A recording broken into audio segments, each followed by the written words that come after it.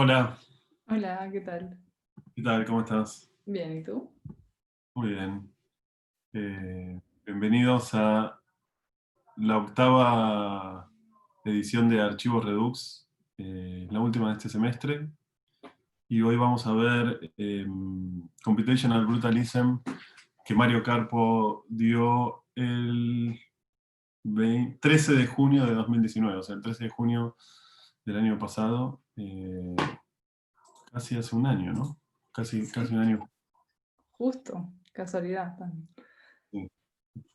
Sí, ¿te acuerdas? Estaba, bueno, fue una semana de Mario Carpismo, dio un seminario en la maestría de historia que siempre está abierta a otros componentes de la escuela y había profesores de grado, alumnos de grado y fue bastante concurrido y se volvió un evento más allá de la conferencia y la conferencia casi que la planteó de una manera que es un poco una clase, ¿no? ¿No te parece? Que está ahí como sentado él y está leyéndolo, lo está explicando muy articuladamente, pero como en una lectura de una claridad como dialéctica muy alta, ¿no?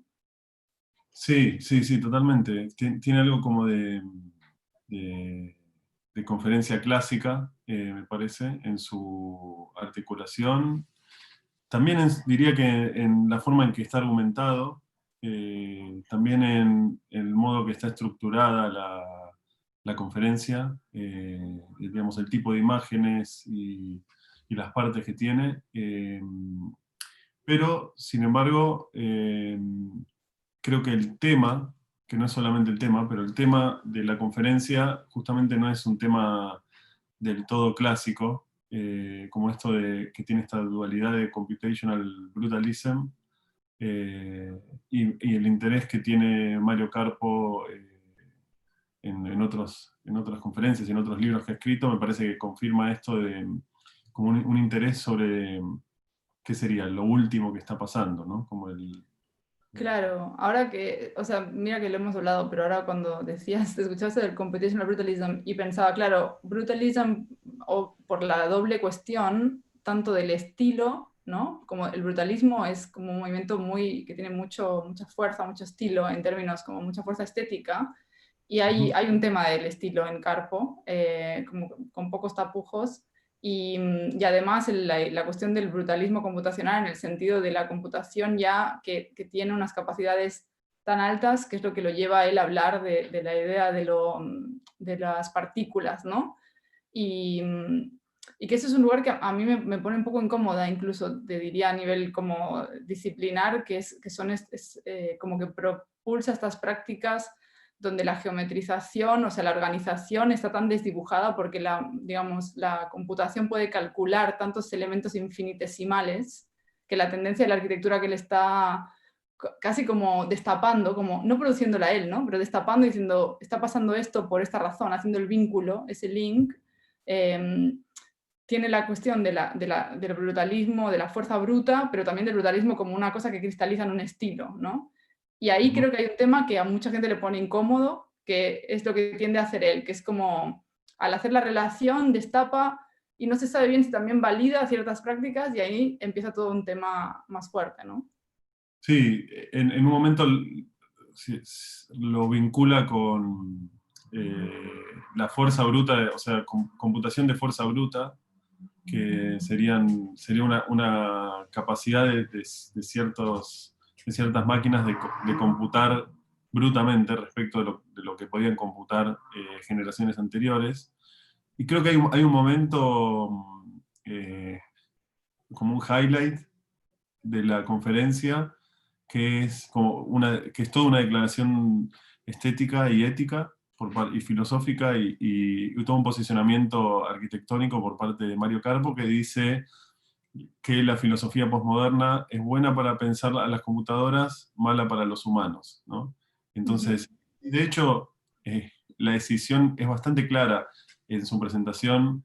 Si no me equivoco, hay un momento, o lo imaginé, pero creo que dice us and them, ¿no? Nosotros y ellos, Sí. nosotros los humanos, supongo, y ellos o ellas las computadoras. Eh, ¿no? Entonces, digamos, en ese sentido hay como una lectura humana de unos efectos computacionales, me parece. Como de lo Sí. que... Sí. Sí, sí. Sí, no, sí, me hacías pensar en eso de cómo, en gran parte en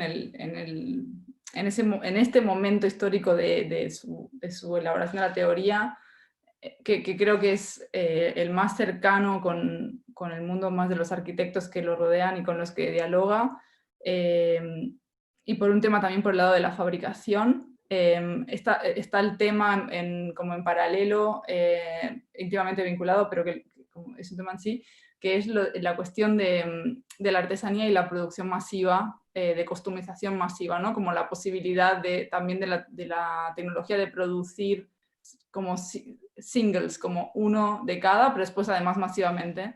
Y creo que es otra faceta de lo mismo, ¿no? O sea, es como si fuera que atravesando para atrás es otra faceta de lo de mirar, lo del brutalismo con la computación y mirar, de tratar de unir, de generar estos círculos en los cuales hay como una especie de cosa como muy humanista en el pensamiento de base que está en la historia, que alimenta la imagen de lo contemporáneo, y eso genera un motor de entendimiento, como, o lo hace más digerible también, ¿no? Y al hacerlo digerible lo hace más available. Creo que por eso sus libros también se venden mucho, porque son como muy fáciles de leer y al mismo tiempo también fáciles de pasarle por arriba a lo mejor a argumentos subyacentes que tienen y quedarse más con el, digamos, con la argumentación digerible de la cuestión, ¿no? Tiene algo de eso. Sí, sí. Sí, también eso plantea una pregunta de la cual creo que la conferencia da una o dos respuestas, que es ¿para qué usar a las computadoras en la arquitectura, ¿no? Mm. Eh, digamos, en un sentido no es solamente la celebración de la fuerza bruta de computación, sino que hay un propósito disciplinar, que se puede discutir, pero me parece que hay como hace una relación clara Sí. eh, no es simplemente una celebración de la tecnología. No, no, claro, eso es cierto. Al menos establece un plano sobre el cual se puede discutir eso. El plano sobre el cual se discutiría qué uso, qué beneficios, o qué permite y qué inhibe, y cuáles son los efectos de la computación en la arquitectura, que, digamos, uno podría decir, está desde hace mucho, pero Mm, quizás lo que está diciendo Mario Carpo está todavía cambiando, ¿no? O sea, mm, no es lo mismo una máquina de Turing que una habitación de una supercomputadora hiperrefrigerada con una capacidad de computación brutal, ¿no? ujú, Hay algo de eso, me parece también. claro.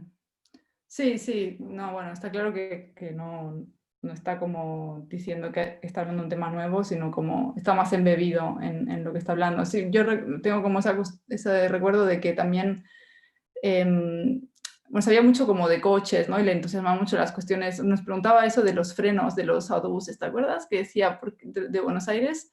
Creo que Buenos Aires le generó como una atracción muy fuerte, estaba muy enamorado de la ciudad, pero preguntaba eso de los frenos, ¿no? Y es solamente un ejemplo, pero era diario, como que tenía mucho eagerness por siempre ver esa especie de relaciones técnicas que propulsan a la tecnología ciertas lógicas y después se vuelven como que están como latentes, y él le gustaba como reconocerlas o para realimentar la máquina de lo que ya estaba pensando o para tratar de diverger sobre ese argumento que estaba pensando. Creo que eso era, bueno, es muy interesante porque es como de la imagen del pensamiento, ¿no? De ver cómo se piensa y no estaba para nada estático, más allá de que tiene y presenta en esta conferencia en particular algunas cosas que son muy claramente lo que Mario propone sobre la idea de computación hoy. pero también es muy cauto, es como muy académico en esos términos, en incorporar y en dejar abierto también en ese punto, ¿no? Y a través de la curiosidad generó bastantes vínculos en esa semana que te hacían pensar, ¿no? Que no era, había ambigüedades en el discurso, y eso creo que es positivo, ¿no? Claro. Claro. Sí. No, y quizás esto último que vos comentabas antes, no, de muchas de las conferencias, esta siendo la última, quizás esta tiene de particular no de particular, sino de singular, que es alguien que está haciendo una historia del presente, ¿no? Está como, vos decías, muy cerca de quienes, de los arquitectos que estén tratando de hacer avanzar no sé. Claro, sí, no, o sea, la sensación en parte es, a todo arquitecto le gustaría tener al lado un teórico que lo teorice, ¿no? Como eso es bastante interesante ese par, y creo que hay algo de eso funcionando. Bueno, él se mueve mucho y se declara persona no institucional, no le gusta ser encasillado en una institución, pero al fin y al cabo en UCL está haciendo bastante diálogo interno y hay ciertos arquitectos operando tanto en la práctica más académica como más profesional digamos, en realms que está abriendo él y en el diálogo con él. Entonces, sí, me parece que es bastante singular el hecho de que es una conferencia digamos, de un historiador, pero es claramente la historia como práctica, ¿no? Y no como un raconto o como... o sea, está vivo, lo que está contando es vivo, está sucediendo, y eso creo que es parte de lo que hace que sea tan vigente su figura. Claro. Bueno, veamos la conferencia, nos encontramos nuevamente el semestre que viene con una segunda serie del ciclo. Buenísimo. Bueno, Nos vemos. Chao, hasta luego. gracias. Hasta luego.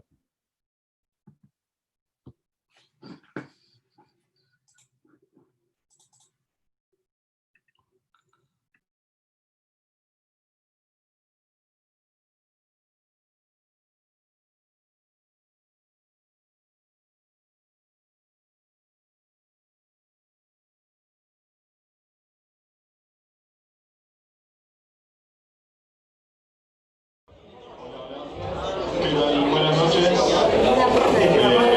Pasamos directamente al inglés. So thank you everybody for being here tonight. We're about to start. We have a lecture by Carpo, who we thank a lot for being here at the school, but I will not introduce him. He will be introduced by Julián Varas, the director of the Master of History and Culture of Architecture in the city.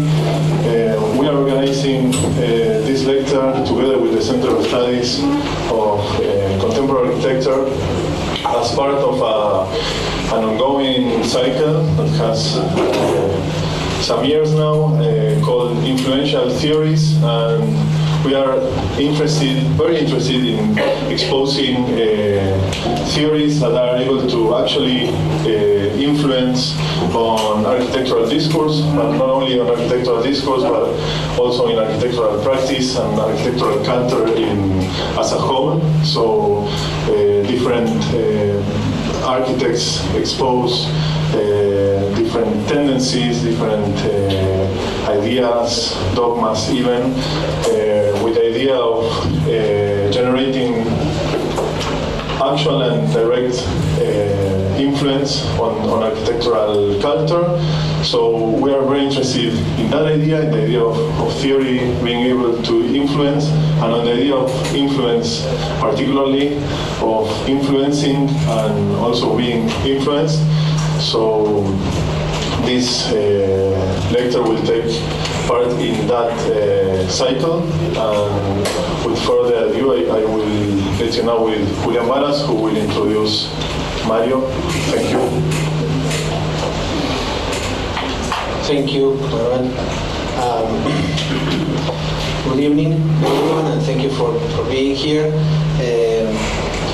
It's a great pleasure to introduce Mario Carpo to the School of Architecture and Urban Studies of Universidad Torcuato Di Tella. Mario is here teaching an intensive seminar at the Masters of History and Culture of Architecture of the City, and this lecture is part of his seminar, which will carry on until Saturday. Mario Carpo is a singular figure in the field of architecture today. While theoreticians everywhere are concerned with trying to make sense of the developments that are shaping architecture, in the present or in the recent past, Mario's writings set the history and the theory of the architectural project in conversation with the history of technology and the history of culture. And it does so by uncovering original connections between recent events and historical processes that span centuries. This ability to navigate between the contemporary and the distant past is one of the unique and interesting characteristics of Mario's work. His books on history and theory have been around for quite a while already, and most of us are familiar with his research on the transformations wrought by digitalization in contemporary culture and with its impact on architecture. But for a large part of his readership, including myself, this acquaintance with his work has taken place in recent years. So it might seem as if the historization of digital technology would have placed him under the spotlight of the discipline. But has there been such a change in his work? I think maybe superficially, yes, but Mario has not just been one of the most clear-headed and compelling writers on the issue of digitalization in the history of late 20th century and 21st century architecture, but indeed one of the first ones to undertake the writing of that history. However, if one looks at his earlier work, particularly his writings that were produced before there was an awareness of digitalization, it seems as if those writings had been very prescient and had laid the base for understanding what was about to happen in the mid and late 90s. So the fact that his recent books have become hits should be understood in the context of those writings, of which perhaps Architecture in the Age of Printing is the most emblematic. So taken as a whole, Mario's work has set up, has set a productive framework for interpreting the cultural role of technology in the production, conceptualization, and dissemination of architecture. And what we have learned from it is that digitalization, while no less than revolutionary, is part of larger trends and issues developing in the long history of the relationship between technology and design.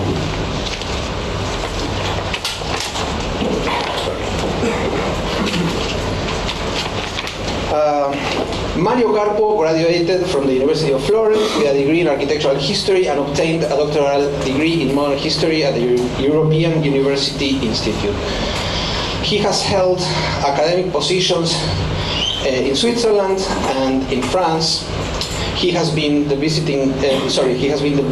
Vincent Scully Visiting Professor of Architectural History at Yale before being appointed Professor of Architectural History at the Bartlett School of Architecture, UCL London. He has been a scholar in residence at the Getty Research Institute, a resident at the American Academy in Rome, and a scholar in residence at the National Gallery of Art in Washington. He was the head of the study center at the Canadian Center of Architecture in Montreal. His publications include The Second Digital Turn, The Digital Turn in Architecture, an AD Reader, The Alphabet and the Algorithm, Architecture in the Age of Printing, a commentary on Leon Battista Alberti's Descriptio Urbis Romae, and La Maschera e il Modello, among others. His essays and articles have been published in Log, the Journal of the Society of Architectural Historians, Grey Room, L'Architecture d'aujourd'hui, Arquitectura Viva, AD Architectural Design, Perspecta, Harvard Design Magazine, Cornell Journal of Architecture, Habitare, Lotus, Domus, Art Forum, etc. Thank you very much, Mario, for traveling to Buenos Aires to share your ideas with us, and please let's give a warm welcome to Mario.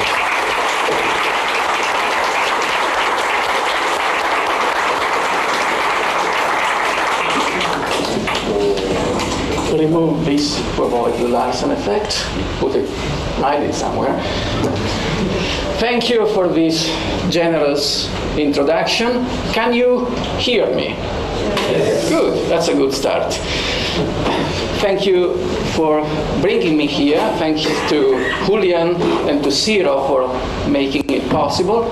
I'm very happy to be here, not only to be here in this university of yours, but to be here in this beautiful city of yours, which I've never seen before, and I hope I shall manage to have a glimpse of before I take the plane back to London on Sunday. But let's move to the important matters now, which means that I will read a formal paper, read my formal paper, which is here in print, to change my glasses, because I'm an old man. Can't use bifocals, so I need a pair of glasses for reading, one for seeing you. Change my glasses. I cannot see you anymore from now on. But so long as you can still see me, that's good. And let me start with a topic which we are all familiar with. It's everywhere. It has been, for the last 30 years at the very least, the elephant in the room. It's a metaphor. It doesn't mean a real elephant. It's a metaphor. The elephant in the room of every discussion in schools of architectures and in design for the last 30 years at least. Guess what? The computer. Computers are machines. So we tend to think that they work like all the other machines we know. But they don't. Computers are a new kind of machine, quite unlike any other machine we have ever seen. If we use computers to make stuff, to produce physical objects, computers make stuff following a technical logic that is the opposite of that of all the machines we knew during the modern industrial age. And let's go one step further. To use computers to process information or to think or something similar to that, computers seem to think following a logic that is the opposite of that of modern science, the science of Galileo and Newton, the science we all studied at school. Computers make things the way a good artisan workshop could, not the way any modern factory would. And computers think following the learning logic of a little child, not the scientific methods of any modern engineer. And yet, in spite of their artisanal way of making and of their childish way of thinking, computers are effective, and they work so well that we already use them to solve many daily problems. Old problems, but also some new problems. Problems we couldn't solve in any other way. Which is why it is important for us to try and understand how computers make things and how they think. Because their logic is so different from the logic of all modern technologies and of all modern sciences we humans have developed over time. Let me tackle these two problems separately. First, technology, ways of making, the way computers make things. Then, science, ways of thinking, the way computers think or solve problems. The technical logic of the mechanical machines that have powered the Industrial Revolution is well known. Modern industry is based on mass production and economies of scale. Now, some of the students that are following my seminar may have already seen this picture, and indeed they can fall asleep for the next 5 minutes, because I'm going to repeat stuff that I've been telling in class for the last 2 days. So you can, check your mail, whatever. Most tools of industrial mass production use cast, molds, dies, or other form of mechanical matrices. This is a big press today. This is an old one. The first one, a printing press. Gutenberg's press used to print books at the end of the Middle Ages, but the logic of printing is the same. A mechanical matrix, a cast, a mold, costs money. And once made, we must use it as many times as possible to spread its cost over as many identical copies as we can. This is the logic of industrial standardization. The more identical copies we make, the cheaper each copy will be. This is the logic of the Industrial Revolution, a logic that architects famously rejected throughout most of the 19th century and often beyond. 1 century ago, Le Corbusier, Gropius, Mies, the Bauhaus, they were the first to come to terms with Fordism and Taylorism, the first to claim that architects should design for industrial mass production. This is a famous argument by Le Corbusier. On the left, the bad guys, that's us. On the right, the good guys, the engineers. That's what they do. I don't even know what that thing is. I presume an airplane, but that doesn't matter. That's what the good engineers do. We should take their example, follow their lead, do what they do. This became the foundational myth of modernism in architecture.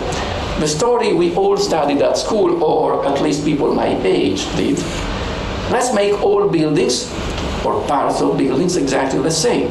Let's standardize buildings so we can mass produce them using industrial assembly lines. We can maximize economies of scale and make, buildings cheaper. That was Le Corbusier's big idea in the 20s. Let's abandon our artsy ambition. Let's learn from the engineers. Let's mass produce identical, standardized buildings, cookie-cutter buildings, in the same ways as industrial factories mass produce automobiles or washing machines. That was the project of industrial modernity. Standard products, standard buildings for standard men. Now, we may like that idea or not, but regardless of any ideological implications, in pure technical terms, that logic was right 100 years ago because mass production really worked that way. But that logic is wrong today because digital fabrication does not work that way. Digital fabrication, either subtractive or additive, does not use mechanical matrices, casts, or molds. Hence, every piece, when digitally made, is a one-off.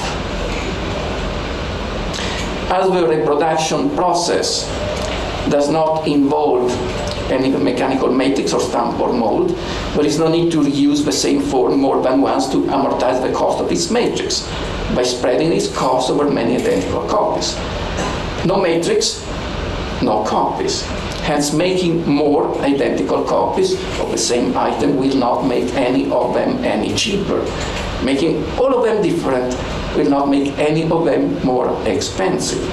Standardization today, using digital tools, no longer saves money, and individual variations today no longer cost money.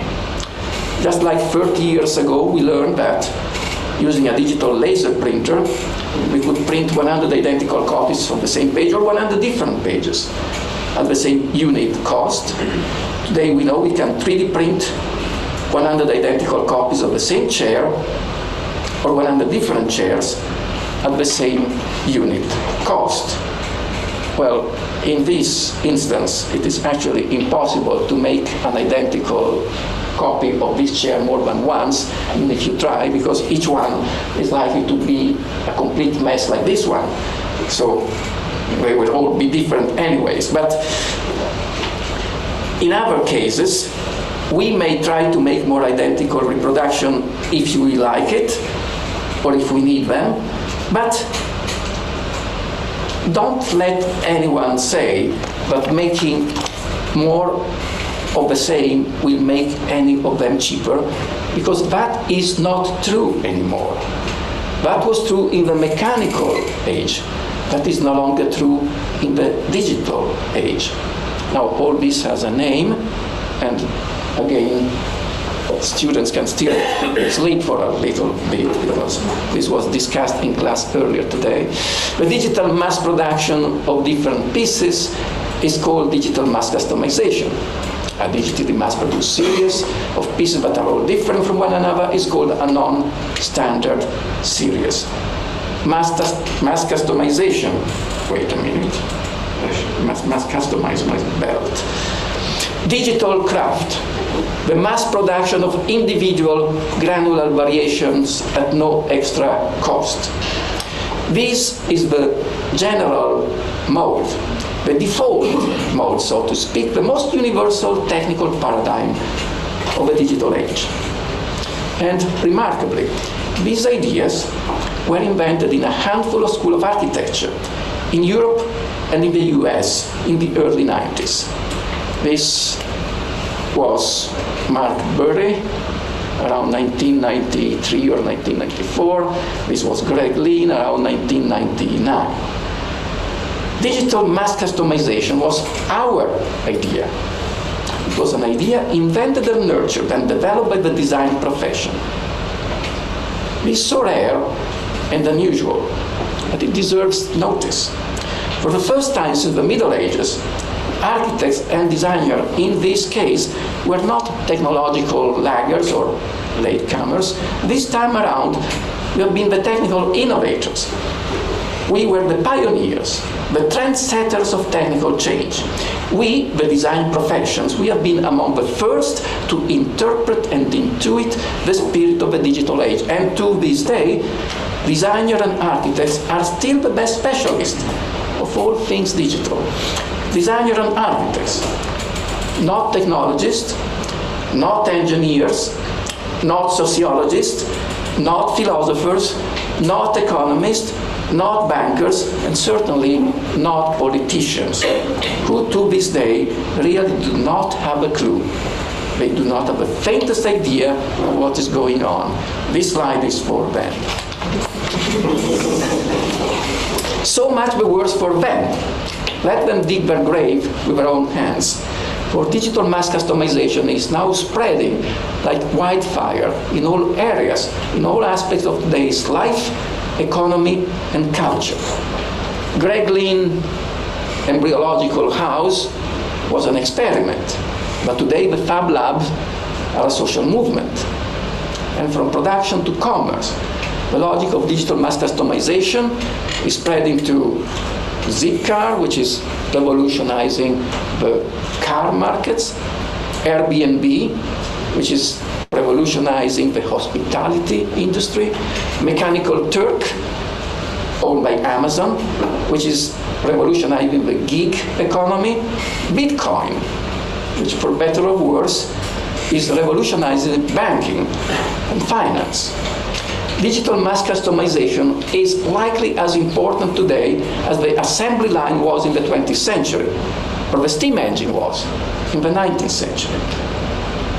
But since this was, as I suggested, our idea, a design idea at the start, let us look at architecture proper, which is what we do,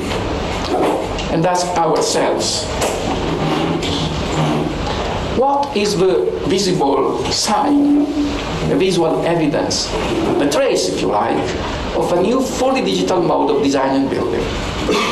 Are building designed and made using digital tools different from the others? If a building is designed and made using digital tools, will that show? Can we look at two buildings and say, this building was designed and built using digital tools and this one wasn't?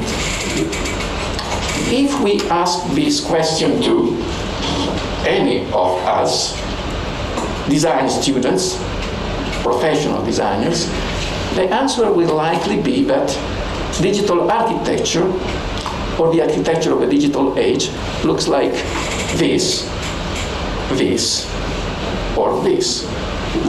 This is what we are mostly going to see. Smooth, curvy, streamlined lines of surfaces. Indeed, if we Google digital design and fabrication or any similar keyword, parametricism, digital term, computational design, etc. Or if we look for any of these terms in Pinterest, Instagram, or whatever, these are the kind of images we are likely to find.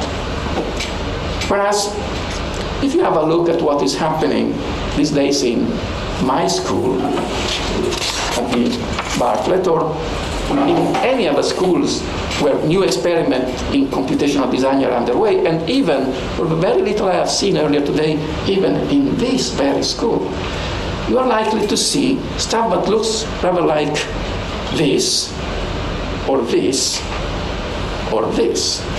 Hence, not at all smooth and clean and curvy. Actually, quite the opposite. All this stuff looks disjointed, disconnected, rough, angular, fragmented, aggregational. All that was digitally smooth now is digitally rough. All that was digitally continuous now is digitally discrete. We expect not one, but two questions. First question, why should early computer-aided design starting from the early 90s generate smooth and curvy lines? What is the link between digital mass customization, or more in general, digital design and fabrication, and the style of the curvy line, smooth curves, like this one? And second question, if computers were so good at making smooth and clean and curvy lines 30 years ago, why is it that today, one generation later, most young, alert, smart designer using computers do not do curvy lines anymore, but they do rough and messy and fragmentary stuff like this one? Again, let me tackle these two questions orderly and separately. The reason why the first digital turn in architecture generated a style of smooth and curvy lines, which today many call parametricism, are well known.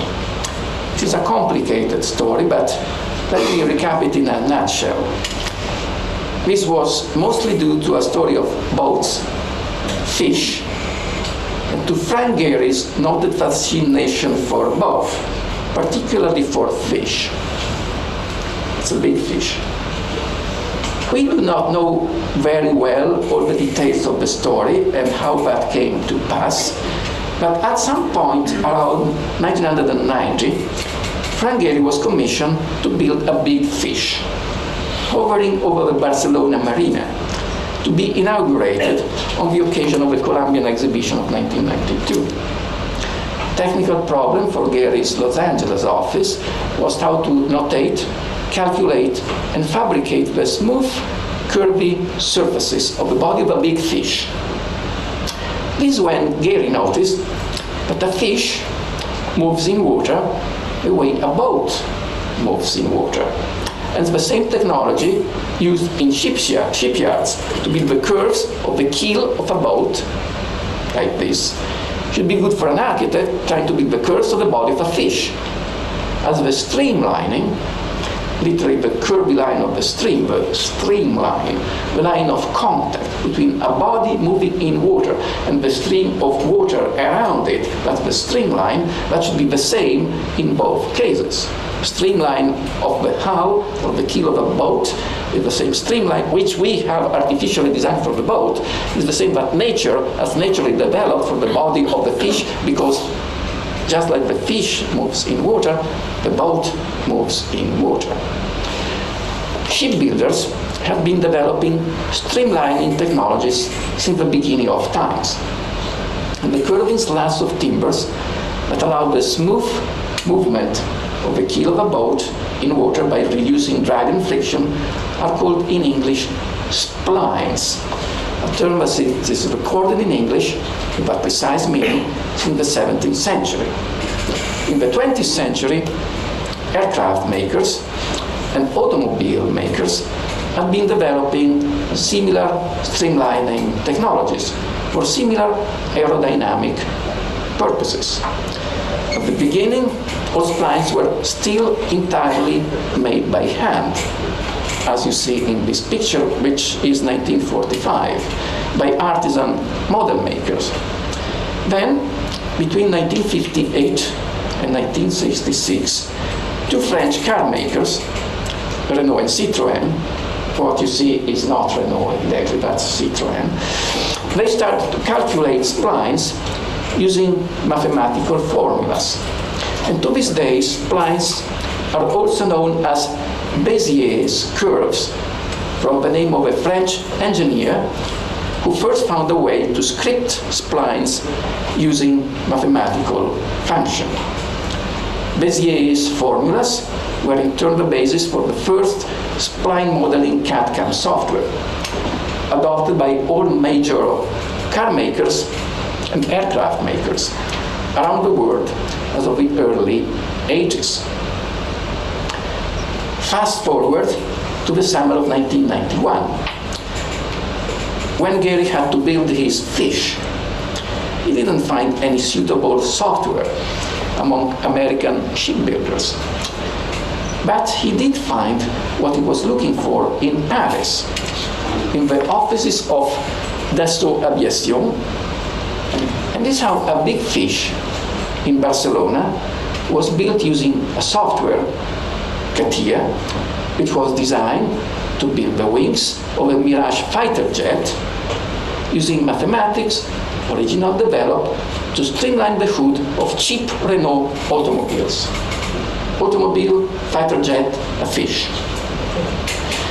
The result was so successful, this peculiar kind of digital streamline curves, or digital splines, remains to this day a hallmark of Frank Gehry's architecture. After the Guggenheim Bilbao, designed and built soon after the Barcelona fish, it was replicated by Gehry in many famous buildings around the world. This spliny style soon became very popular with many young digital designers in the early 90s. They could not afford to buy heavy industrial-grade software like CATIA, which was expensive. They used instead cheaper and simpler programs for computer-aided design like Form Z or Rhino, or even animation software like Maya to obtain similar spliny aerodynamic curves. In the mid-90s, Greg Lynn famously introduced the term folds and blobs to define this new digital style. And today, following Patrick Schumacher, many prefer to call it parametricism. But if we consider the story of how this all came to pass, all these buildings should be more appropriately called fish. This is a fishy style. This is the style of digital fish making. As these lines or splines are literally and originally the curves whereby boats and fish alike move smoothly in water, these are in fact all fish.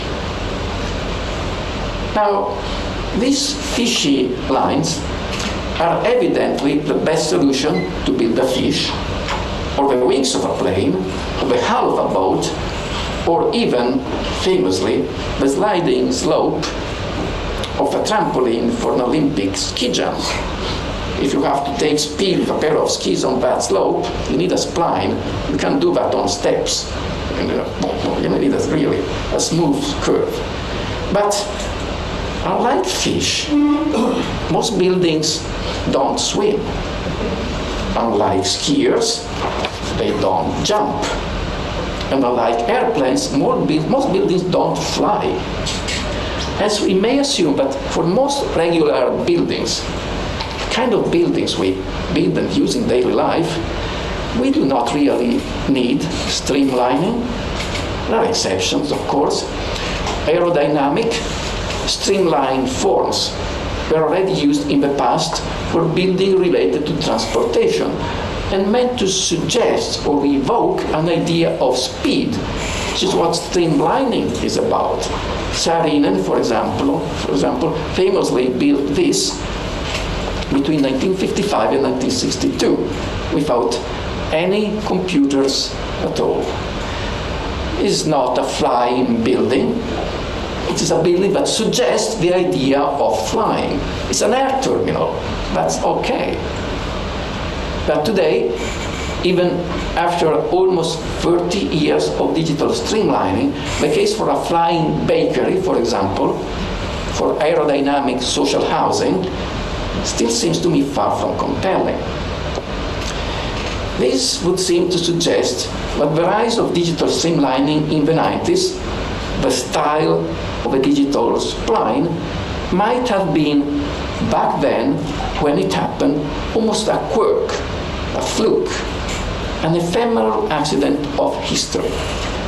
At the end of the 20th century, digital spline modeling, or digital streamlining, was old science carried over onto a new technology.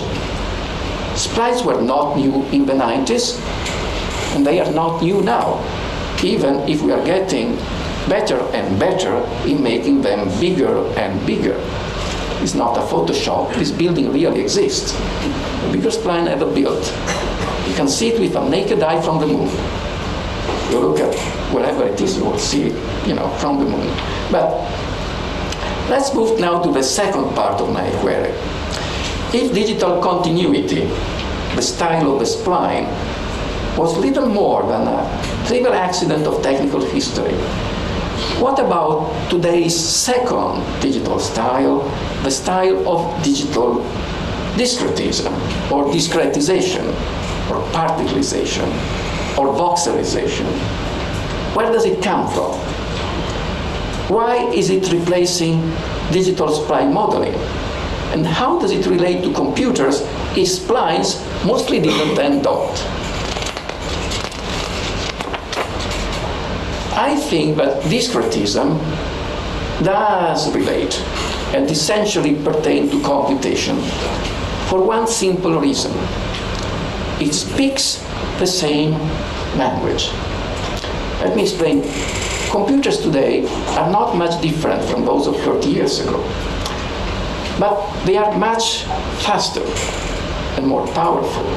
And due to their sheer force, to their brutal, unprecedented, overwhelming power, they are now pushing us to use them in new ways. Ways that are based on the way computers think, not on the way we think.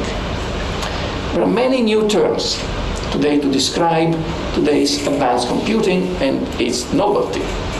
Brute force computation, big data, dataism, not dadaism, dataism, artificial neural networks, machine learning, deep learning, generative evolutionary algorithms, or even more generally, artificial intelligence.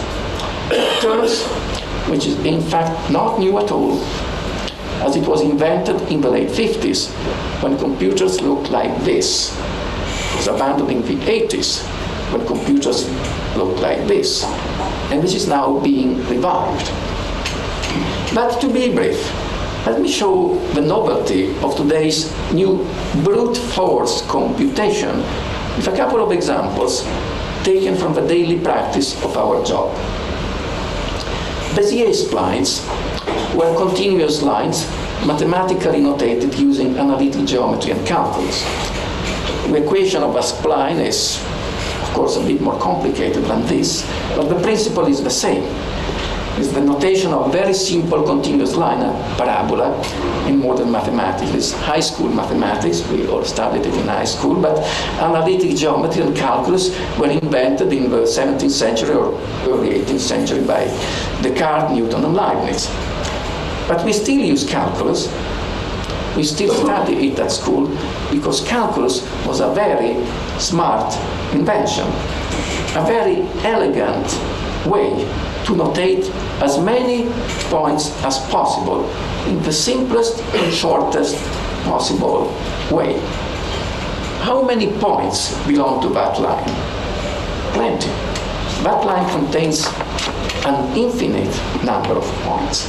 But using calculus, you can notate all of them using just 2 letters and 3 numbers. This simple, short formula contains all the points we may ever need to draw or produce that line at all possible scale. That is what I call a smart data compression technology. 2 words, 2 letters, 3 numbers, and you notate an infinite number of points. Yes, that is smart. But this is not what computers do.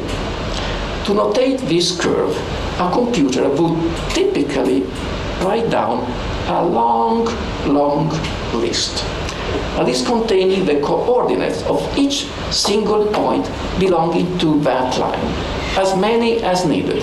If necessary, a huge number of them, literally a never-ending list, as you can always add more points when needed. No human could work that way, because that would take forever. Writing a never-ending list is literally a never-ending task. But computers can work that way because they are fast. So fast that they can do in 1 minute more calculation than we would in 9 months. Computers are so fast that they do not even need to be smart. Computers don't need to learn calculus, as they will never need to use formulas or functions. What you see here is us versus them. For us, the formula, the function. For them, the list. For us, data compression technology, a very short notation, but made for our mind and for its limit. For computers, a never-ending list, because they can work that way, which is exactly what we cannot do. For electronic computers, a list containing the coordinates of 4 gazillion points is just fine. Now, in design, at some point in the course of production, these mathematical points must become physical pixels or voxels. Starting some 10 years ago, some designers concluded that as computers really work that way, by listing and itemizing 4 gazillion points one by one, that enumerative logic, the log, the inner logic of what computers do, might as well be shown and displayed in our finished computational work. This was the start of the style of voxelization, or discretism, or discrete design computing, the style of excessive resolution. Excessive for whom? If you look at this, you think, yes, that's excessive resolution, but for whom? Not for computers, who did it. Excessive for us, because we, humans, we could not do it. What we see here is the outward and visible sign of an inward invisible logic at play, which is no longer the logic of our mind. Not surprisingly, some claim that this looks strange. It does look strange, because this is not the way we think. This is no longer a world we can comprehend within our mind. Let me give you another example taken from recent developments in digital design. When we design something, it helps to know that the building we have designed will stand up after it is built under some predictable loads and in certain normal condition of use. Structural engineers typically use formula like this to predict the structural resistance of most structures we build. But could we use this kind of science to calculate these kind of structures? No, we can't. Because this structure is too complex, made of too many different parts. And to calculate each very small segment or particle of it in the traditional analytic way would take forever. Which is why structures like this one are not really calculated anymore. Instead, they are tested in simulation, using now standard software for computational finite element analysis. And that's, in short, the way it works. Designers start with a model of a more or less random structure and applies them some simulated loads on it. When they increase the loads, they will see that at some point, some part of the structure will start to give way, meaning some of the filaments will snap and break, which the software typically flags by showing some error message. And the weakest part of the structure starts flashing red or blinking on the screen. That signals the first part that would snap and break. When that happens, the designer will tweak the structure a little, often equally randomly, obtains a slightly different structure, then reapply the same loads until the structure breaks again, but likely somewhere else. And so on and so forth, until the designer, after many trials and many errors, will find again, more or less randomly, a structure that doesn't break. And that will be the good one we want to build. Now, this is not unlike what a traditional artisan, a cabinet maker, making chairs in his workshop would have done. You make a chair, and if it breaks, you make another, and then another, until you make one that doesn't break. But today, making and breaking simulation on the screens, on a screen costs nothing, and actually making and breaking an actual chair, it is much faster. Today, using computational simulation, we can make and break on the screen in 1 hour more chairs than a traditional craftsman would have made and broken in a lifetime, often learning something in the process if the artisan was smart. Therefore, trial and error, which is a very wasteful and ineffective strategy when carried out in real life, well, it is a perfectly reasonable and viable strategy when carried out in digital simulations. In fact, using electronic simulations, we do not even have to spend time to keep trying, because if we get bored, we can just tell the computer to keep trying on its own, automatically, until the program reaches a solution that will match certain parameters we have set. And this is called optimization. Cheap, user-friendly software like this one, Galapagos, a grasshopper plugin, can do that in no time. If one can try 1 billion randomly different solutions per minute, as computers can do, it doesn't take any degree of intelligence, either natural or artificial, to find at some point a good fix. A fix that will be good enough to solve the problem at hand. You just keep trying, and at some point we'll find a good solution. If we had to do it, it would take a lifetime, so we don't do it. If a computer does it, it takes 2 hours, so computers can do what we cannot do. Keep trying, and we will find you don't need to be smart. No intuition is necessary. Just keep trying. if you can try 1 trillion billion gazillion times in 20 minutes, chances are you will find a solution, not the best, but one which will be good enough to solve the problem at hand. So again, what we see here are two different strategies at play. Ours, which is based on scientific formulas, which in turn derive from centuries of experiment, intuition, abstraction, generalization, theories, and intelligent understanding. And the computer's logic, which is based on big data and pure, massive, brutal trial and error. Some call it a new kind of science, and that's true. It is a new kind of science, a very new kind of science, because it is not our science anymore, and it shows. Example, if we look at most structures designed by humans, we can tell why and how they stand up. The formulas of structural engineering, like these ones, are causal formulas, cause to effect. They establish some relationship of cause to effect between loads, forms, and stresses in a structure.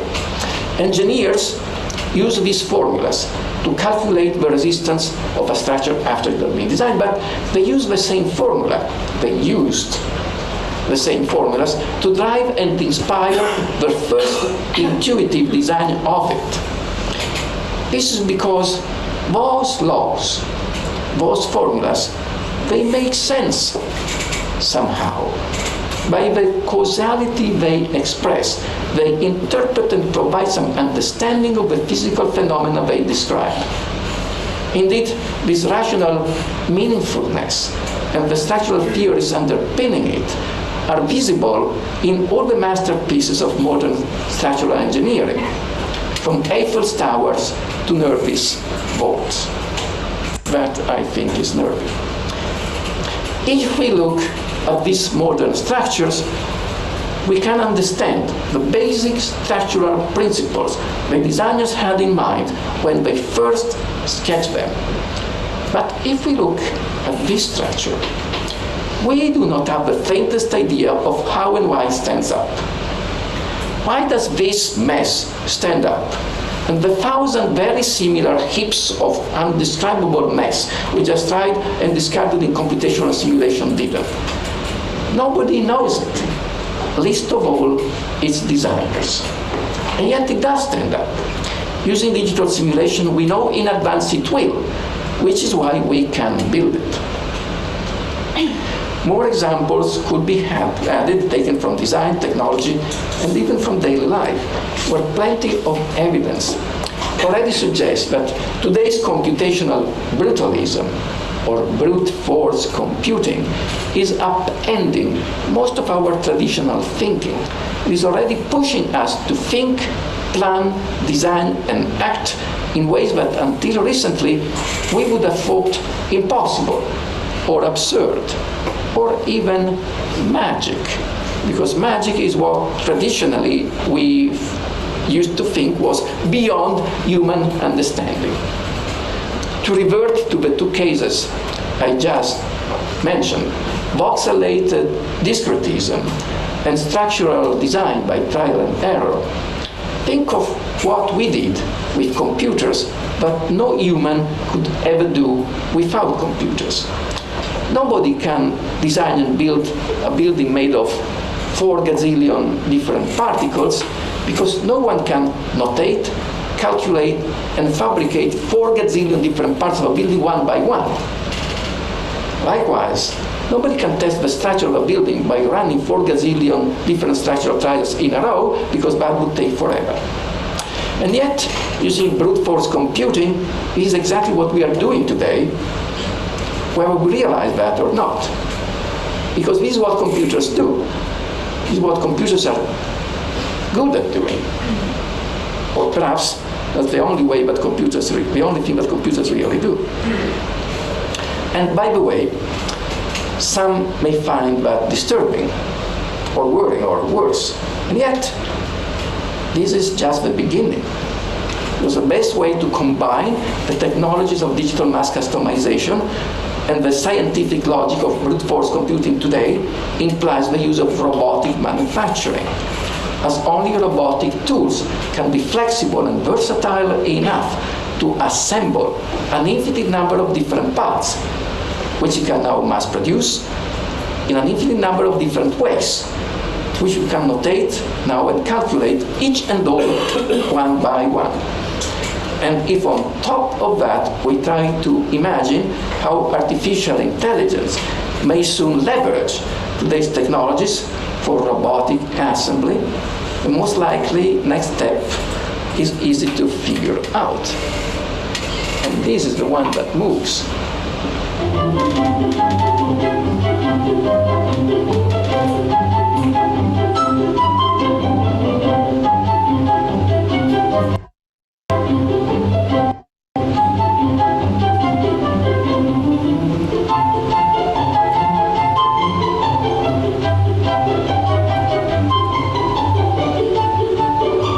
We have to wait till the credits, otherwise.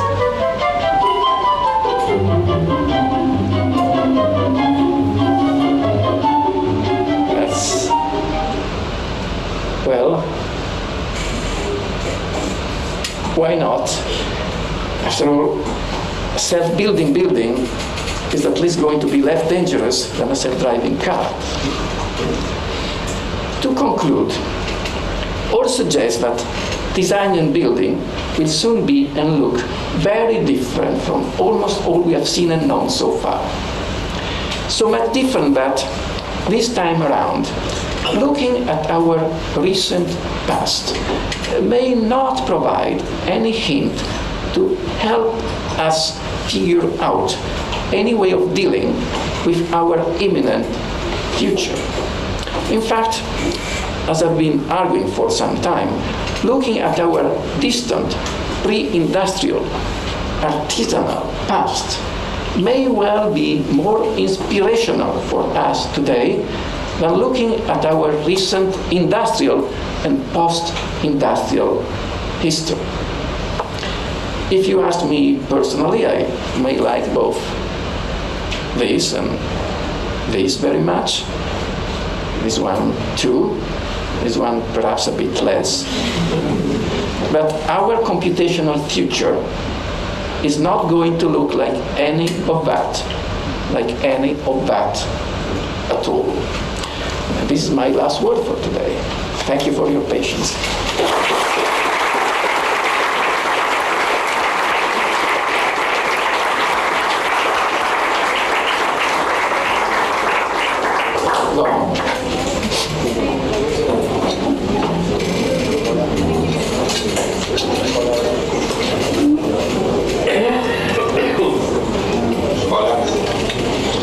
So yes, we do take questions. Maria, thank you very much for the lecture, and we want to take questions. There are a lot of people. I'm sure there are a lot of questions, and so I'm going to save my own questions for later if you need to start the conversation. I will do it, but perhaps there's already people in the audience that would like to ask questions. Yes. You answer the questions. I should answer. Yes. That's very difficult. We can work together.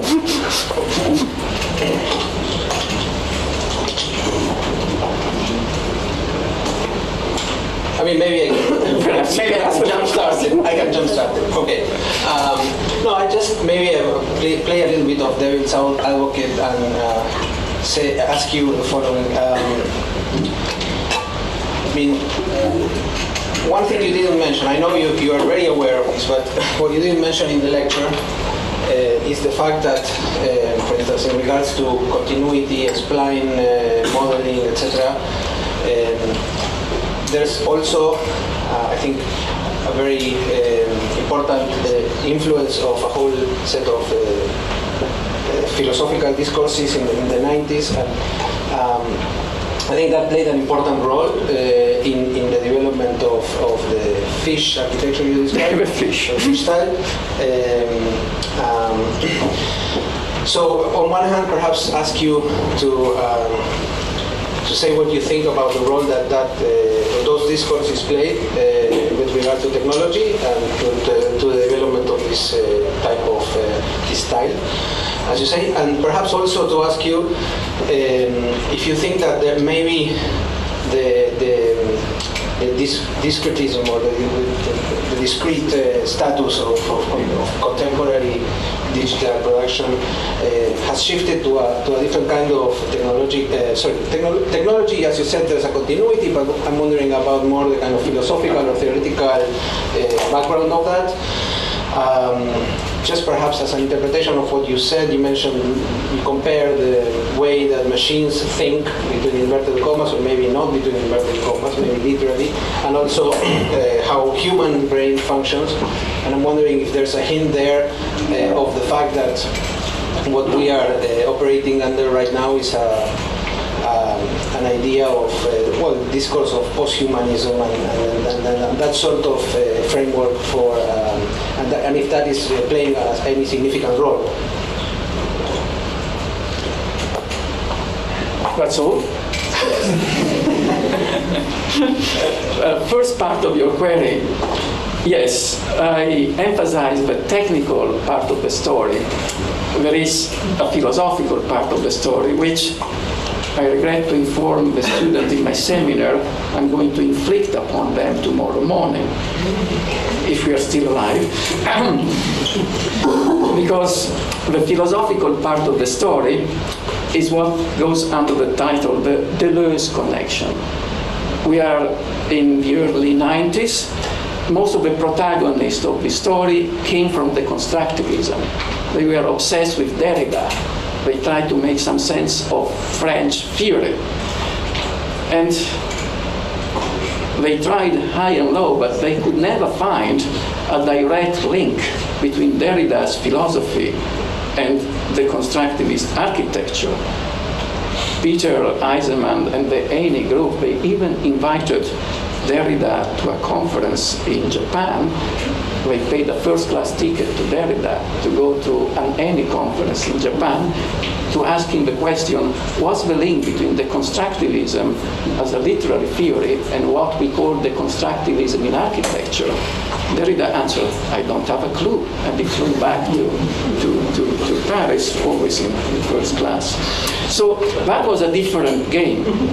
When they found out that there was a book by Gilles Deleuze, not Derrida, but almost as good as Derrida, which actually included 7 lines on architecture, they were, flabbergasted. And that is a bizarre accident of history. Deleuze was teaching the lectures that would become his book on Leibniz, the Fall and the Baroque. And by one of those remarkable miracle or accident of history, there was an architect in his classroom, Bernard Cash. What was he doing in Gilles Deleuze's seminar? We don't know to this day. He's a good friend of mine, and I've been asking him for 20 years. Perhaps he was following a girl, we don't know. But he was in that room, and when Gilles Deleuze was explaining his notion of the objectile and the fold, he raised his hand and said, Professor Deleuze, what you're telling us about the history of calculus works perfectly well to understand how computational tools, not the word they used at the time, digital tools, work today. The description of the objectile, which you just gave us, based on Leibniz mathematics of calculus, is the best technical definition, the best philosophical definition of the new technical object of the digital age. Gilles Deleuze said, really? And what are you talking about? Computers? What do they do with architecture? And the long and short of the story is Gilles Deleuze outsourced to Bernard Cash a footnote, which Bernard Cash wrote. 7 lines, explaining how the objectile and the fold relate to digital design. And that, when Peter Eisenman and Greg Lynn found out that there was this book by Gilles Deleuze with a footnote on architecture, they had it translated into English. They published a famous folding in architecture. But at the beginning, there was a colossal misunderstanding what the fold should have been. If they had actually looked at page 28 of Deleuze's book, they would have found a diagram drawn by Gilles Deleuze, which was actually what a fold looks like, a point of inflection in a continuous line, the transition between convexity and concavity. But who knows why? Nobody knows why. They never looked at that picture. So for many years, Peter, Eisenman, and many others were persuaded that the fold was, give me a piece of paper. I thought that the fold was something like this. And if you are a deconstructivist, this is the best fold you can figure out. But in the office of Peter Eisenman was a young guy called Greg Lynn, who told to Peter, you know, Peter, this is not Gilles Deleuze's fold. This is Gilles Deleuze's fold. Not an angle, but a curve. So it could have gone either way. The discussion was on.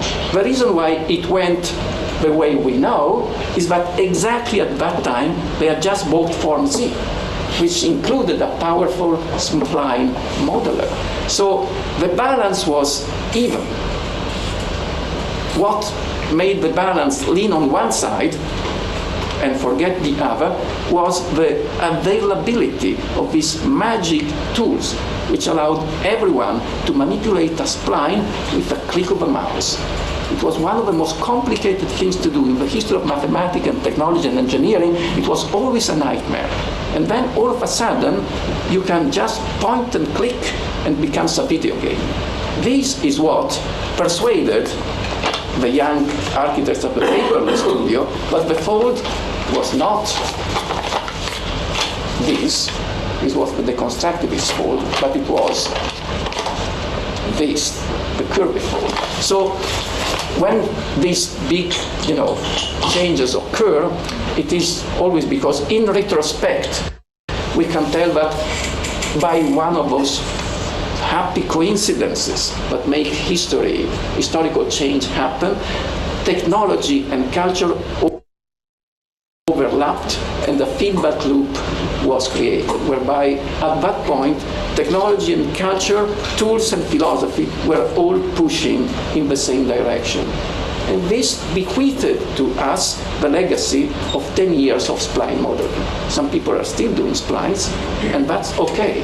If you need to build a fish, that's the perfect thing to do. If you need to build a bakery, my opinion, not quite, but the jury is still out. You had the second part of your question, but my answer to your first part was so long that I forgot what the second part of the question was. What was it? That you compare the brain of a human with a computer, and I was thinking, okay, maybe what you're trying to say is we are no longer thinking in terms of the human as something different, but we are now thinking in terms of a post-human kind of sensibility, and maybe that's the framework that we are into now. That would I guess, I don't want to say validate, but perhaps push the thinking of the discrete.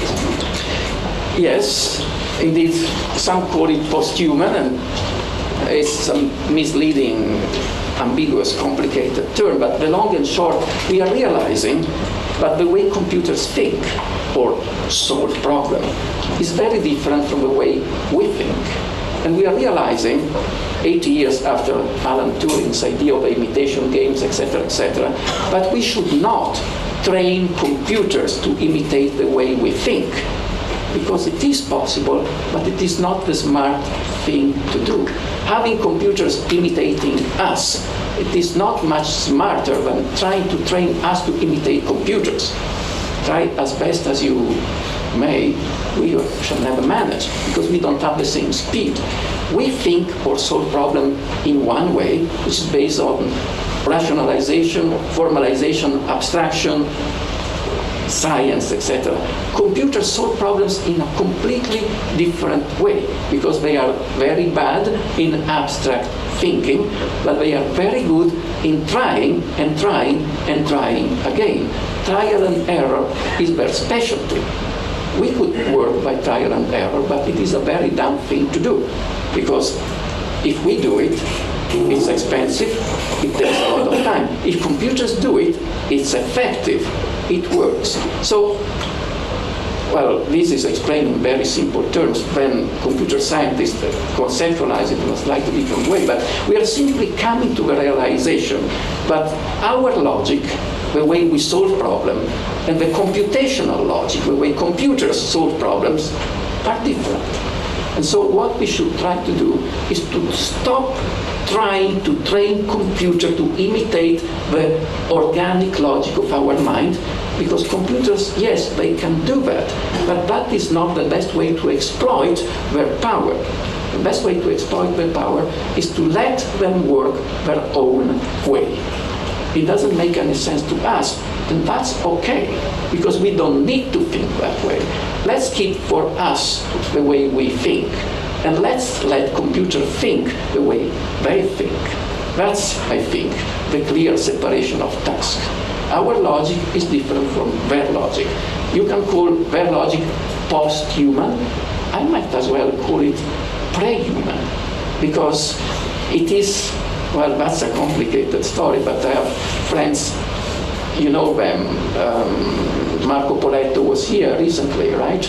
And Claudia, his wife, and they have this theory, and there is something in it, the slime molds. Did Marco Poletto tell you his thoughts on the slime mold, which is a monocellular organism, a terrible monster like a blob or an amoeba, which, however, has some capacity to solve some problems without having any intelligence. And the way the slime mold, meaning a blob, but an organic, animated blob, solve problems is very similar to some computational logic of trial and error.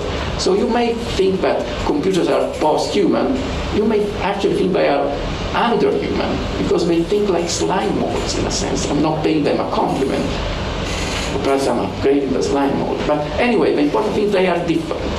They are not like us. I don't know if they are lower or higher. They certainly are very effective in certain tasks. Thank you. So Marco Poletto didn't show you some slime molds? Yes. Oh, good. Do we have questions?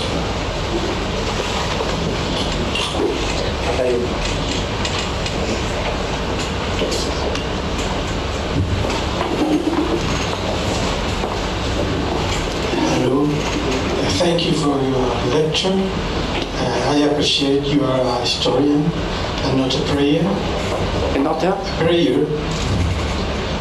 prayer? Prayer is a prayer, a preacher. Oh, no. Thank you. I try, but I fail. And I kept thinking about the brutalism force, computational brutalism, and why these images are made of parts that seem to be identical, or so to say, based on the part in the pixel, on the point, and of course then on discontinuity. And I wonder on your last images, but I think it is Chartres. It was Chartres, yeah. Yes, and Pompidou. Yeah. And I kept thinking, what's the meaning of the images together, fighting there in the screen. And Chartres is made of the same pieces. They are all stones, maybe with different shapes, but most probably the same way. Mm-hmm. It's stereotypic, yeah. Yes. Instead, Pompidou is made of very specialized parts. They are most of them different. What can you tell us about? Well, the parts in a Gothic cathedral, they are most of them all different because they were made by teams of skilled, organized master mason or stone cutters, and so difference and variations was the inevitable way of thinking and way of making of a corporate-based, collaborative way of building. Chart was never designed. The teams of builders were given tasks. The team who built the tower on the left was given a task. The team who built the tower on the right was given a task, which is why the two towers look somewhat different. And if you go inside, all the moldings are similar, but they are never identical. It is handmaking, it is craft. It is very difficult, sometimes impossible, to reproduce identical parts by using the simple force and the way of working of the human body. The Centre Pompidou is the celebration, the icon, the monument to the industrial logic of the 20th century. The pieces are meant to be seen as items, specimens, icons and symbols of industrial mass production. That's the way industry makes things, by mass producing identical parts and by putting them together with nuts and bolts. It's a celebration of the mechanical way of building. So in a sense, Chart stands for the variability of craft, the way artisans build. The Centre Pompidou celebrates the industrial logic of mechanical modernity. And my argument in the last lines of my paper is that we are today closer with the digital to the artisanal way of making than to the mechanical way of building. Because computers are closer to an artisan than to an engineer. Computers produce variations in the way an artisan can, but an engineer wouldn't. Because engineers work that way. They make standardized, industrial, identical parts. This is what computers could do if necessary, but computers are equally good, possibly even better, at mass producing variations. So computers, that's my argument, are closer to the artisan than to the engineer. Computers are an artisan on steroids. Well, an Uber artisan. Uber in the sense of super, not related to the car company. It's a German word. Mario, I have a short question, and it's regarding the distinction you made between us and them, between the synthesis and the discreteness. And I would like to know what you think about that difference in terms of production, but also in terms of reception or perception, how they play out. What do you mean, if I prefer us or them? Oh, no, because there are two ways of production. Two logics. Two logics. Two way of thinking, two way of making. Yeah. Yeah, and two ways of thinking and two ways of making, and how that does which are the consequences maybe of that in the reception of the logic of the discreteness in a synthetic way. How do they relate? Consequence, if we are smart, we should be able first to understand the differences, and then to give to each the best task based on what we or them can do. There is something we can do better than machines, no matter which machines, even better than computers, and there are things that computers are evidently better than us at doing. My guess is that if we are smart, but most of the time we are not, we should not try to win a competition which is lost from the start. We should keep for us what we are best at doing, and we should happily devolve to computers those things that computer can do better than us. Computer outsmart us in many ways, and we should not be afraid of devolving to them what computers are so good at doing. But we should not give to them what computers cannot do. We should keep that for us. So the borderline of where the proficiency of us and them is best is shifting. So we should be aware of this borderline so that we can assign each task based on competence. You would want to give to each agent the task which is more suited to what that agent can do. I think this is the smart formula. But of course, we are not smart most of the time.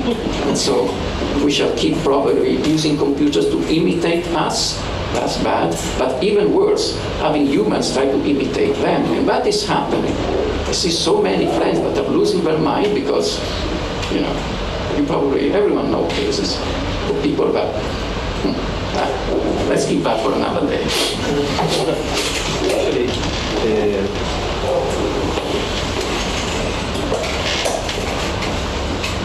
No, I wanted to talk about today actually about that exact point, in the sense that I understand why it would be dumb to not make computers do what we want them to do. I mean, because it would be a missed opportunity, to say the least, to change humankind in a way, rather than change them. But I don't understand why you make the symmetrical statement and say that we shouldn't try to make us do what they do. I don't understand that, in the sense that it seems to me that there is a rendering or a certain form of relinquishing power. Let's say, if the figure of the Uber artisan, I think it might be an interesting figure for the human architect, not only for the computer. Or I don't know what you think about that. I mean, the question would be, what is the agenda behind leaving that, or letting that happen in the computer rather than becoming that? Wait, you say that you are against the symmetrical formula I used. Yeah. So you agree with me that computers should be allowed to work following their own logic, sure, without trying to imitate our logic, which is a losing proposition if you try to use computers. Yeah. Computers will never be good at induction and philosophical sure, abstraction the way we think. It's hopeless.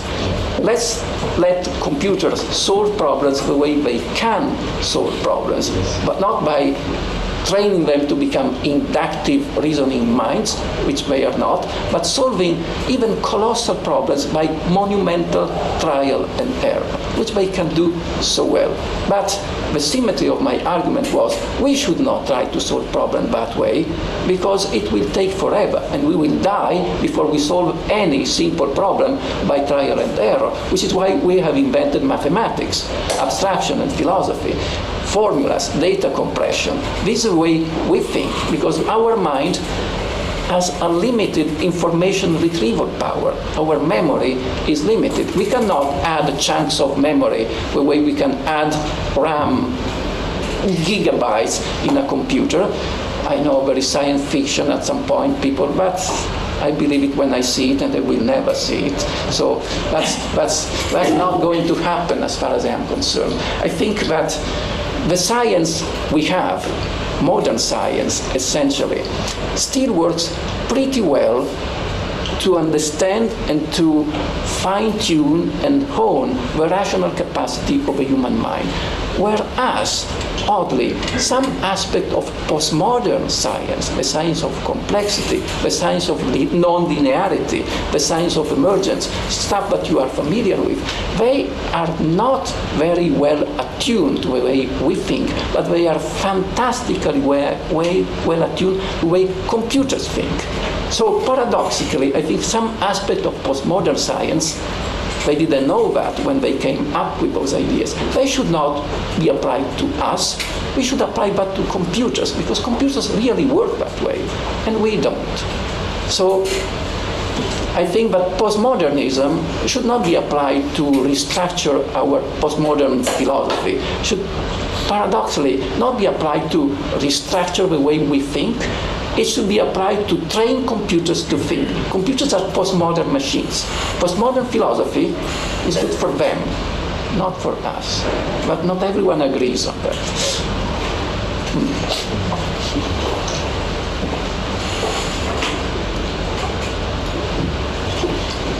I wanted to shift a little bit maybe the conversation and ask about how you're framing these changes historically as a historian, going from, and in terms of style, of architectural style, going from fish style to brute force computing style, seems to set it up as a break with the past.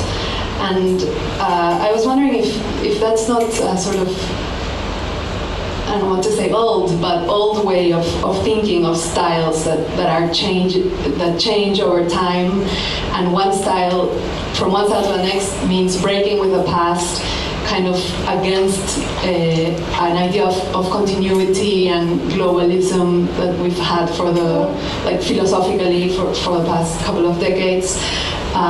So yeah, just wondering about style and if it's a representation of internal order, and if the new brute force computing style is different from fish style at that level, at the internal order, or if it's just a formal, external, how it looks well, thing. You may have noticed that there are two levels of this discussion. One is purely visual, and I know some people don't like the term style. They have ideological aversions to the use of this term because it has connotation in the history of art. It was used at times which we do not like, and so it is a term which has, a negative aura around it. I use it as a conventional term to refer to the fact that things sometimes look similar to one another. And so it is conventionally useful just to understand one another for the purpose of communication, to say that if object A and object B and object C and object D seem to belong to the same family on purely visual terms, I call that a style. But we might call it in many other ways, insofar as it is understood that we are talking about analogies and similarities on visual features. There are families of things that look similar, and there are many ways to define them and conceptualize this notion of visual proximities or analogies or similarities. At some point I started calling that a style, and every time there is someone telling me, why do you use this sinister term? Because it's convenient, it conveys the idea of what I have in mind, but if you don't like that term, you can translate it into any other idiolect. You may call it visual similarity or analogical resemblance or something like that. This is what I have in mind. The style of the fish and the style of the dog, as I call it in other contexts, but I haven't used that term tonight. So smoothness and discreteness, continuity and chunkiness. I have described it in the last 20, applying it to the last 20 or 30 years of the history of digital intelligent architecture. But in fact, this pendular shift between continuity and discreteness, according to Wolflin, it is a timeless component of the history of art. Wolflin used different terms, but he had this idea that the Renaissance was chunky and the Baroque was smooth. And there are many other ways to find out this permanent polarity between continuity and discreteness, smoothness and roughness, fishiness and chunkiness, spliny and aggregational. It is, in a sense, an almost inevitable component of every visual language around times. And there seems to be, if we believe to Wolflin idea, a kind of recurrent, permanent alternation between period of smoothness and periods of discreteness. He identified that with regard to the shift from the Renaissance to the Baroque. But you may apply that paradigm shift to many periods of the history, on the very long duration of the history of art. I don't think we should, generalize too much. But yes, I am aware that this, simple, basic description of what has been happening in the last 15 years in digital intelligent design, which has technical justification. There is a technical explanation of why it happened. But if you look at it as an art historian, not as an historian of technology, you will describe the same phenomenon in very similar terms. We have another question here.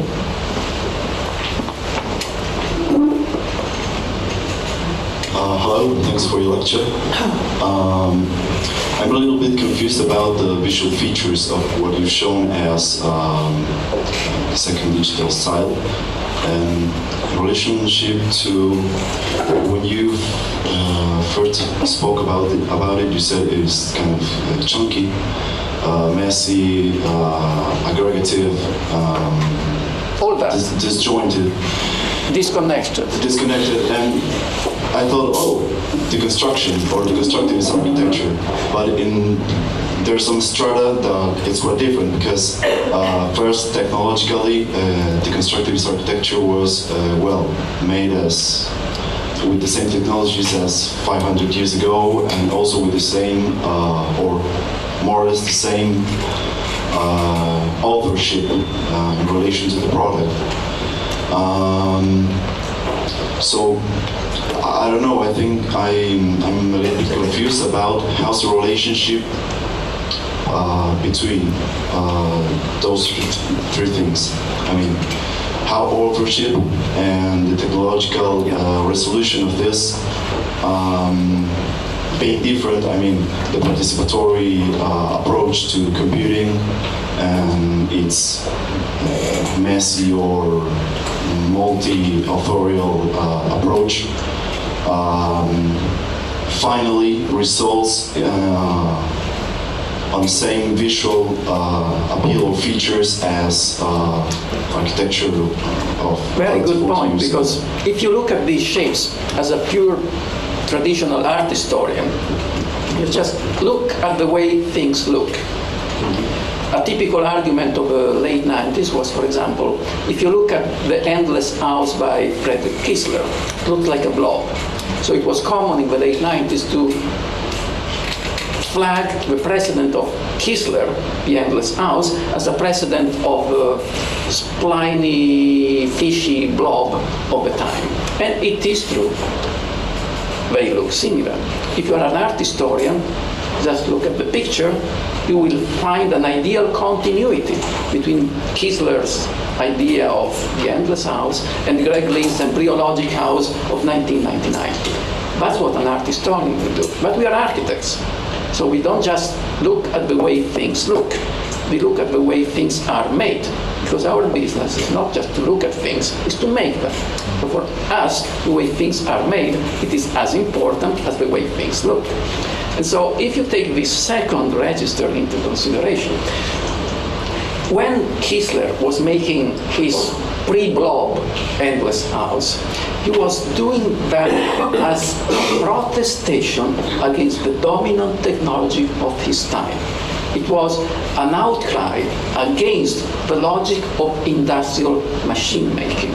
Machines at the time could not do that. No machine could have done it.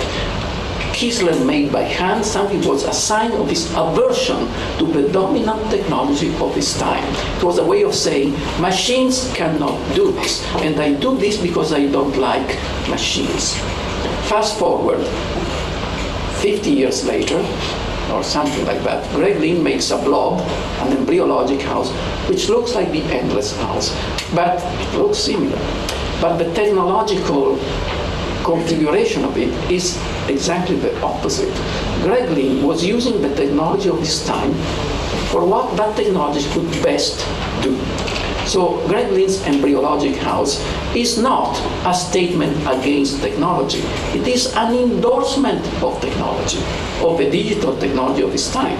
So if an art historian, and many art historians have done it, there are plenty of illustrations with the Endless House on one side and the digital blob on the other side. They look similar, yes, but they mean the opposite.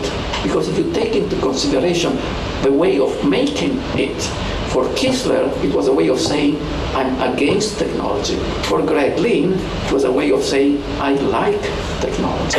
So this is where our vantage point and that of the art historian, and I go back to the former question, start to, go different ways.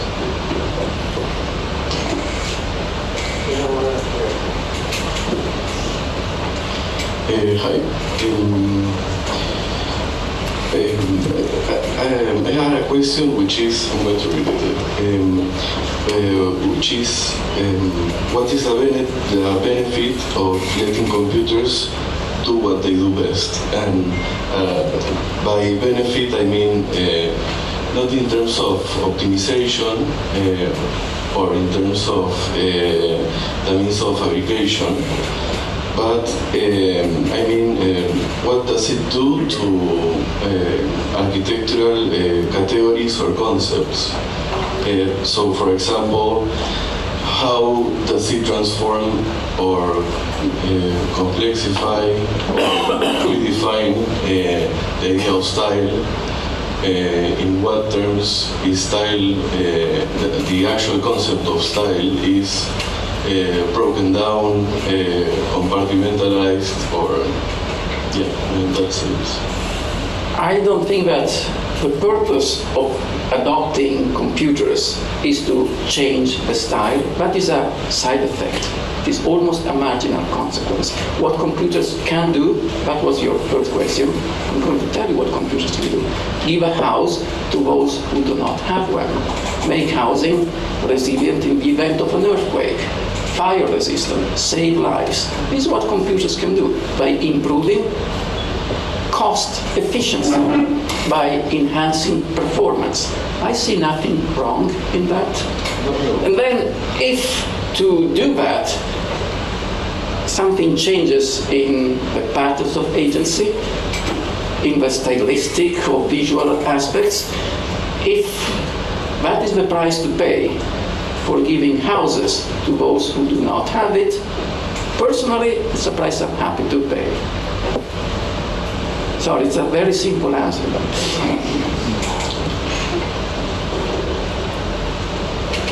Can we take another one? I think I'm well beyond the limit of number of words I can say in a single day. It has a ceiling, you know? Yes. But now that we're on the other side, we continue. No, we take one more. The last one. Bonjour professeur, je suis ravi d'être le dernier à vous parler. My question is... You can continue in French. Je peux, oui. Do you prefer English or in French? In what? My question is, what do you guess about the meaning of production? Because when you show, for example, the printing machine of Gutenberg, it was a great thing at the time, because at the time the handcraft book were really was not cheap, and the printing machine of Gutenberg make a book 400% cheaper. Who told you that? I guess it was you. My question is, how do you guess the future of production? Because behind meaning of production, there's people who own them, and people who make it work. And when you see, for example, the dematerialization of books, it's not replacing paper books, because it's not cheaper today. I think it's maybe it will break a huge part of the production of the paper, because you can produce a numeric thing like it was nothing. So how do you think it will change the meaning of production in architecture? Because it's a lot of people who work who cannot, like you said, make the work of the computer, and it will not make a lot of sense to mimicate computer by hand. So when you see, for example, when the robot replaces in the factory the man, American create, for example, a term who is a bullshit job to make continue the men who don't work in factory anymore, working in office to make function the society.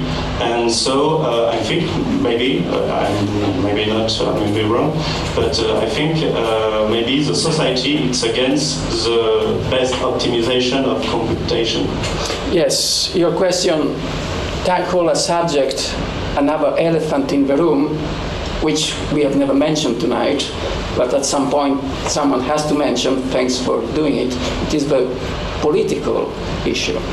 I mean, there are political implications for the use of labor, for the remuneration of labor, for the exploitation of labor, and all that it implies when machines replace workers. So my answer to these questions in general is, don't ask what computers do, ask who owns them. The logic of property, the extraction of plus value, all that Karl Marx described between 1848 and 1870 still applies. We're not talking about human workers, we're talking about machine, but the logic of extraction of plus value, or I don't know how to translate it, but it's still in pure political, in terms of pure traditional political economy, it still works that way. It is not a technical problem, it's a problem of how, as a society, as a political body, we manage the transition. Now, smart society, if some still exist, know how to manage the transition, which is to retrain the workers which are laid off by the arrival of new machines, so they can take up better paid jobs. This is what smart societies will do. Dumb societies, of which many exist, will keep subsidizing jobs we don't need anymore because they are afraid or incapable of managing the technical transition. There will be winners and losers. Some society win and some lose. Let's hope that we will be on the winner's side, but I have the suspicion that we are already on the losing side. And with this pessimistic note, I think we should go to dinner. Thank you very much, Mario.